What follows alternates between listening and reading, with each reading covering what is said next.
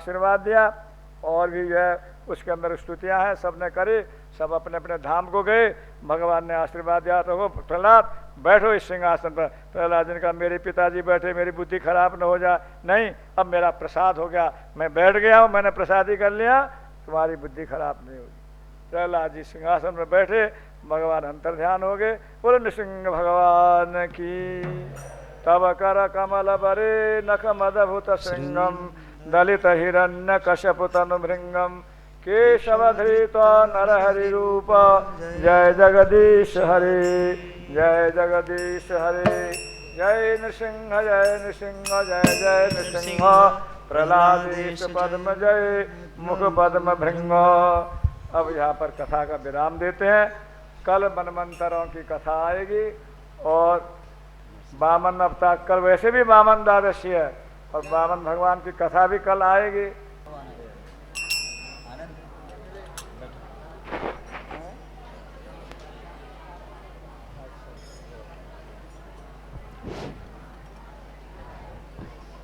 आप आनंदी हैं तो इसलिए आपको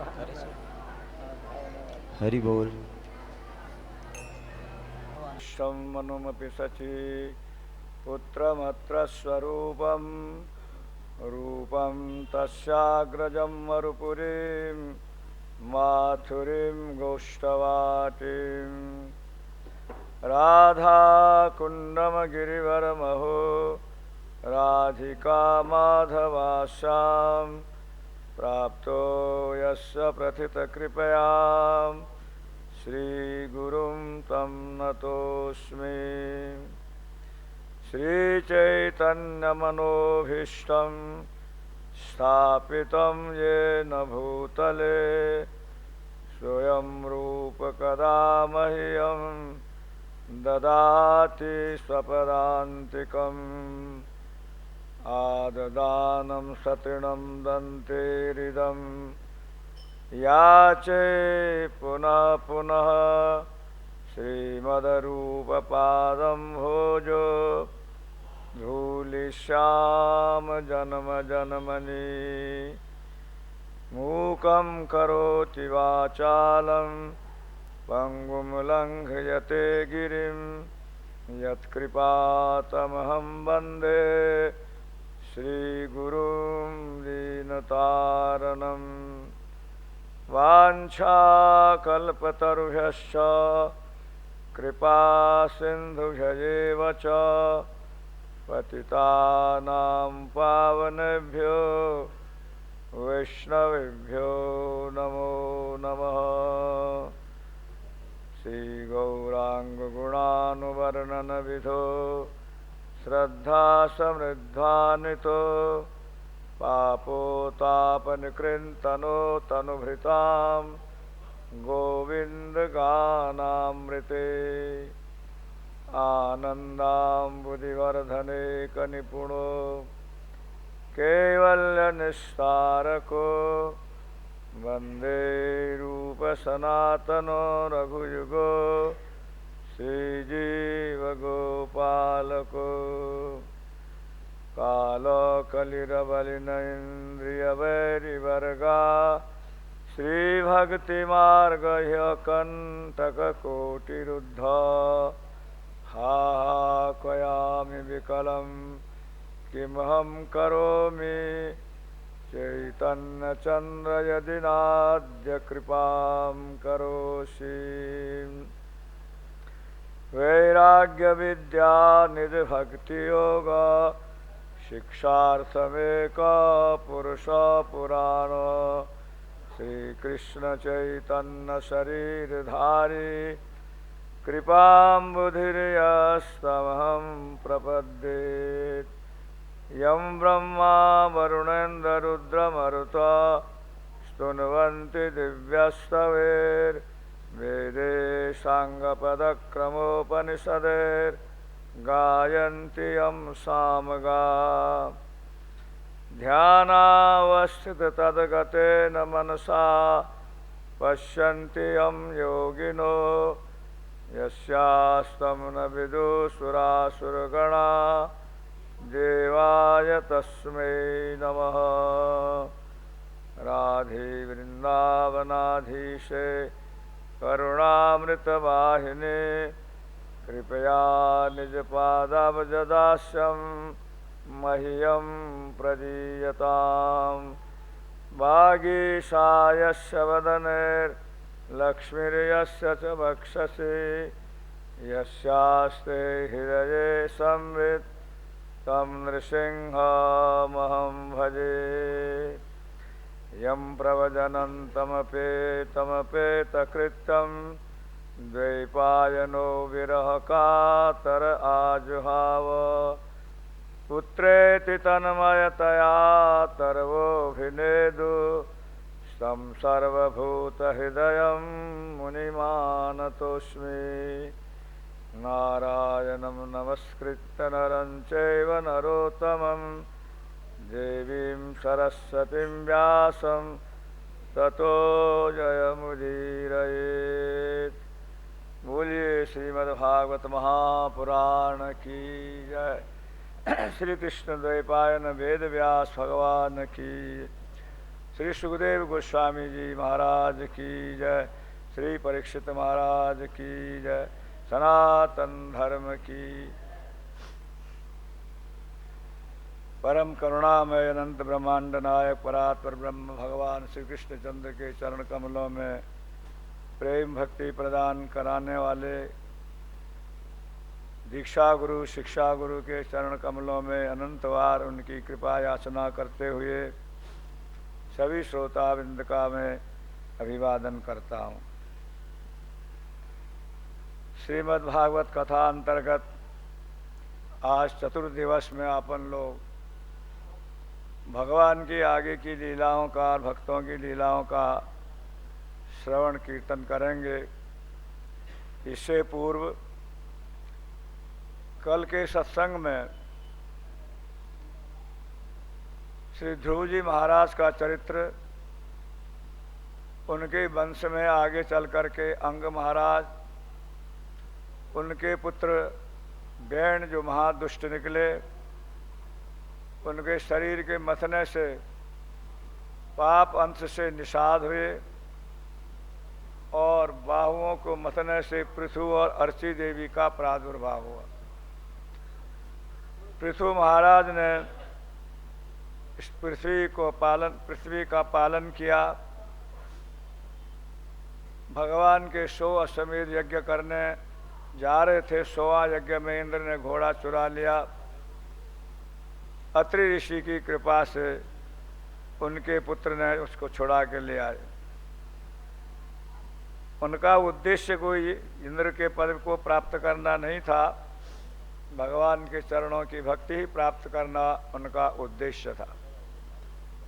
भगवान श्री हरि प्रकट हुए, भगवान ने उनके ऊपर कृपा करी। आगे चल के इनके वंश के अंदर प्राचीन बरही हुए। इसने बहुत से यज्ञ करे, यज्ञों में पशुओं की बलि दी। नारद जी ने उसको समझाया, पुरंजनोपाख्यान करके उसके चित्त को संसार से उठा करके भगवान के चरणों में लगाया। फिर इन्हीं के पुत्र हुए प्रचेतागण, जिनसे फिर प्रचेतस दक्ष की उत्पत्ति हुई। उनके पुत्रों को फिर नारद जी ने उपदेश दिया, जो परम विरक्त हो गए। तो यहाँ तक मैत्रेय विदुर जी का संवाद था और चतुर्थ स्कंद यहाँ पर समाप्त होता है। पंचम स्कंद से अपन लोगों ने प्रियव्रत की कथा सुनी, जो उत्तानपाद राजा के बड़े भाई थे। स्वयंभू मनु और ब्रह्मा जी के कहने से उन्होंने गृहस्थ आश्रम में प्रवेश किया।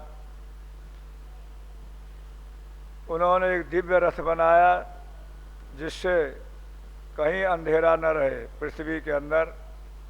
उस रथ के पहिए से 7 द्वीप 7 समुद्र बन गए। उनके ही पुत्र हुए आग्निद्र, फिर इनके नभग, और फिर इनके पुत्र ऋषभदेव जी हुए। ऋषभदेव जी के 100 पुत्रों में सबसे ज्येष्ठ पुत्र भरत जी हुए, जिनके नाम से अजनाब वर्ष हमारे देश का नाम भारतवर्ष पड़ा। भरत 3 हुए हैं, शकुंतला दुष्यंत पुत्र भरत, भगवान राम जी के भाई भरत और ऋषभदेव जी के पुत्र भरत। ऋषभदेव जी के पुत्र भरत ये पहले तो कर्म मार्गी थे, बाद में जड़ भरत बने तो ये ज्ञान मार्गी हुए। भगवान राम जी के भरत भक्ति मार्गी हैं और दुष्यंत शकुंतला पुत्र भरत कर्म के प्रवर्तक हैं। भरत जी का पहला जन्म राजा, दूसरा हिरण का और तीसरा फिर जड़ भरत बने। रहुगण को उन्होंने उपदेश दिया, उसका कल्याण किया और जिन जिन विचारों को लेकर के शरीर छोड़ता है व्यक्ति, अगला जन्म उसका वही होता है। इसके बाद भारतवर्ष की महिमा और द्वीपों की, ग्रहों की, नक्षत्रों की कथा संक्षेप में हुई। फिर नरकों का वर्णन, किस पाप से कौन से नरक में जाता है, 28 नरक बतलाए गए हैं। इनसे उद्धार का उपाय भी है। तो कोई प्रायश्चित करते हैं, कोई त्याग, कोई ब्रह्मचर्य आदि अनुष्ठान करते हैं। और भगवान के नाम से सारे पापों का विनाश हो जाता है। उसके लिए 6ठे स्कंद में अजामिल का उपाख्यान वर्णन किया गया, जिन्होंने अपने पुत्र नारायण के नाम से वैष्णवों के द्वारा उपदेश ग्रहण करके भगवान के धाम की प्राप्ति करी। आगे चल करके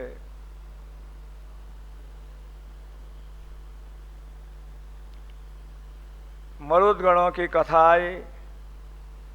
मरुदगण दिति ने इंद्र को मारने के लिए पैदा किए थे, परंतु उन्होंने इंद्र की सहायता करी और एक के 7 और 7 के 49 टुकड़े हुए और जो इंद्र के सहायक बने और मरुदगण कहलाए गए। इसके बाद बृहस्पति का अनादर अपमान होने से बृहस्पति जी अंतर्ध्यान हो गए। दैत्यों को मालूम पड़ा, उन्होंने देवलोक पर चढ़ाई कर दी।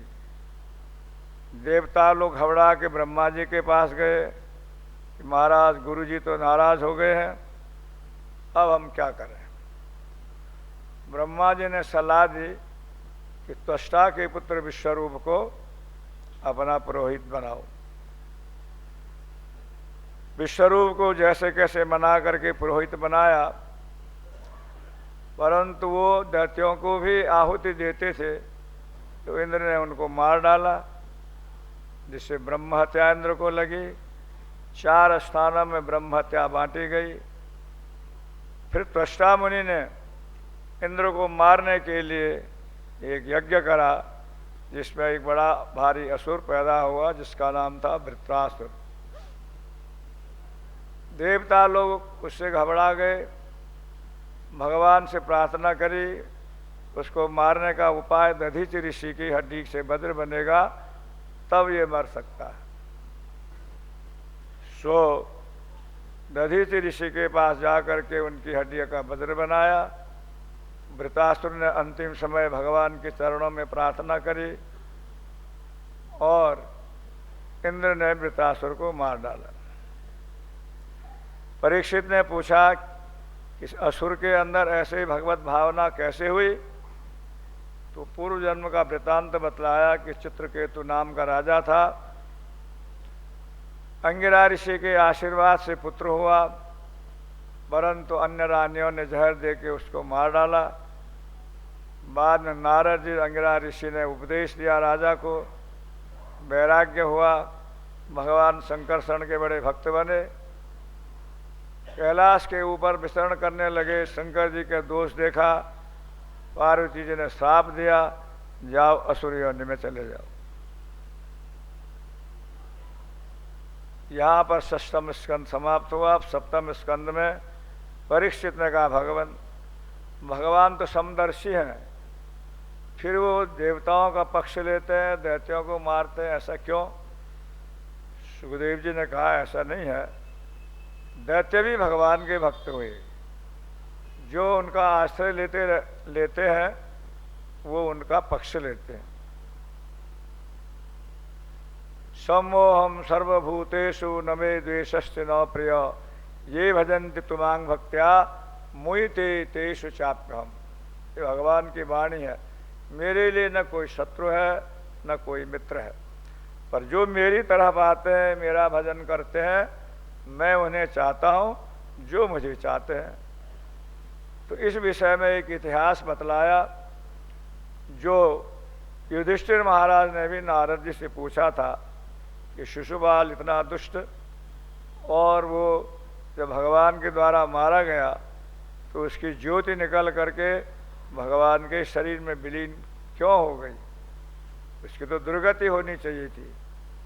तब नारद जी ने उपाख्यान सुनाया जिसमें प्रहलाद चरित्र का वर्णन किया गया है।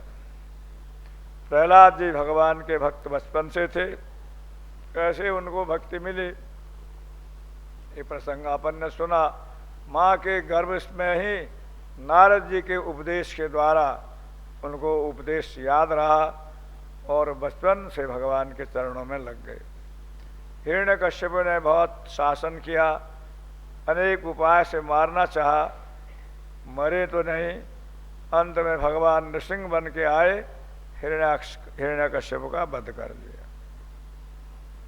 भगवान की स्तुति करी प्रहलाद जी ने अनेक भावों से। ब्रह्मा, शंकर, लक्ष्मी कोई भी भगवान के सामने नहीं आया, सब भयभीत होते। प्रहलाद जी की स्तुति से भगवान प्रसन्न हुए, उनका क्रोध शांत हुआ। अब आगे जो है आज का विषय प्रारंभ करते हैं। भगवान ने एक बार शंकर जी के प्रति असुरों ने उनका मान घटाने के लिए युद्ध करा। देवता लोग सब शंकर जी के पास गए कि महाराज एक असुर है, उस असुर ने बड़ा उत्पात मचा रखा है, उसका नाम मय दानव है, मयासुर भी उसको कहते हैं। उसके पास 3 पुर थे, एक स्वर्ण का, एक चांदी का और एक लोहे का, और अंदर में एक अमृत का कुंड था। कोई भी दैत्य मरते थे तो उसमें डाल करके वो जीवित हो जाते थे।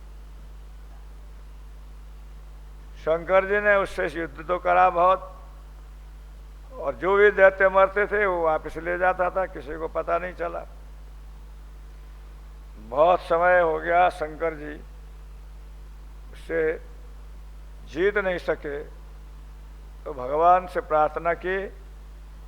भगवान श्री हरि गाय बन करके और ब्रह्मा को बछड़ा बना के उन दैत्यों को मोहित करके उस अमृत कुंड के पास गए और सारा कुंड जो है पी गए। दैत्य लोग ऐसे मोहित हो गए कि उन्हें पता ही नहीं चला देखते हुए भी। फिर शंकर जी ने अपने अस्त्र से उन दानवों का संहार करा, तब वो परास्त हुए, जिससे शंकर जी का नाम पड़ा त्रिपुरारी।